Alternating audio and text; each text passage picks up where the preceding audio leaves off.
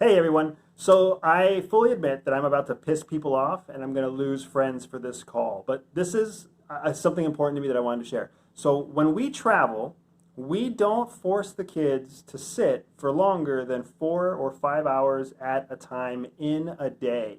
So I know when I grew up taking that 12 and 16-hour road trip with my parents, and I used to hate those long road trips. I ran out of things to do. I got uncomfortable in the back seat. I had two sisters sitting to the left and to the right of me. So it was just a miserable time for travel. And I don't want to do that with my kids. So we're taking a road trip right now. We left Florida this morning. We're on our way to Tennessee, and we stopped in Georgia for the night. So here's the thing. We stopped. We chose to stop. We chose to get a hotel room. You can see them in the back, having a good old time with mom in the pool. Because when you limit your travel day to 4 to 5 hours, then it benefits everybody because it gives everybody a chance to get their energy burnt out in the afternoon or the evening.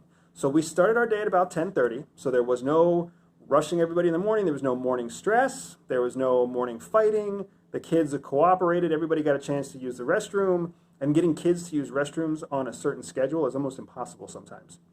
So by giving them a few extra hours in the morning, then it gave everybody a chance to kind of follow their normal morning routine, or at least our normal morning routine.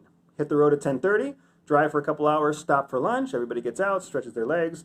This isn't unfamiliar to anybody who's familiar with road trips. And then we left around 1:30 and got to our final destination about 3.5, 4 hours later, thanks to some traffic, and we arrived here in Cordell, Georgia.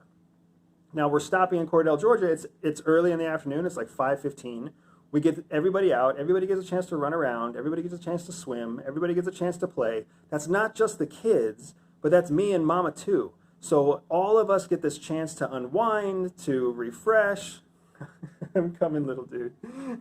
And have a good time as a family. Because you know what? What I remember about road trips as a kid was that they were never fun. And I don't want my kids to remember unfun road trips. I don't want them to remember 12, 14, 16, 24-hour drives where they're eating fast food, where they're plugged into their audiobook or their iPad and no one's talking to each other. So we intentionally take these stops. And yes, it costs us about $250-ish all said and done to get the hotel, feed everybody 2 meals, right? Like, yeah, it is a financial investment to feed and take care of a family of 4 halfway through. But the flip side for that is that there's no morning rush. There's nobody awake all night long. There's no cranky kids in the morning because guess what? We can wake up tomorrow and check out anytime between 10:30 and noon at our leisure because we know that we only have another 4 hours of ground to cover tomorrow before we're at our destination.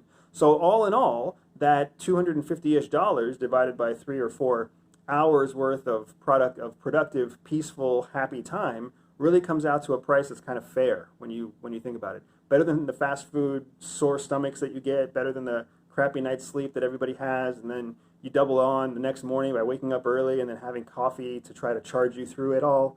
It's a completely different method of road tripping, and it adds an extra day to your itinerary on both ends. So one of the reasons that my wife and I became independent contractors, one of the reasons that we became self-employed, was because we were tired of chasing the almighty day off, and we wanted to be in control of our own schedule.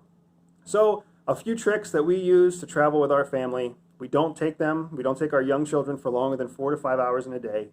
We spend the night at a hotel where we arrive in time for everybody to get some energy burnt out, to get some exercise in without anybody needing to stay up late. We're going to eat a nice healthy meal. Everybody's going to drink plenty of water. Nobody needs Coke. Nobody needs caffeine. Nobody needs coffee because everybody's well rested.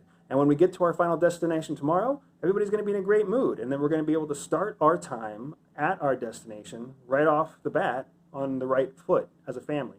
So that's our plan. That's where we are. I wanted to share those tips with you so that hopefully it makes your next road trip a little bit more fun. And I hope that you will take the time to exercise a couple of practices that Jihi and I learned living on the road with the CIA. Always taking time to get plenty of rest, get plenty of exercise, stay healthy. We just pass it on to our kids to make sure that everybody's sharp the next day for the mission. All right, take care, everyone.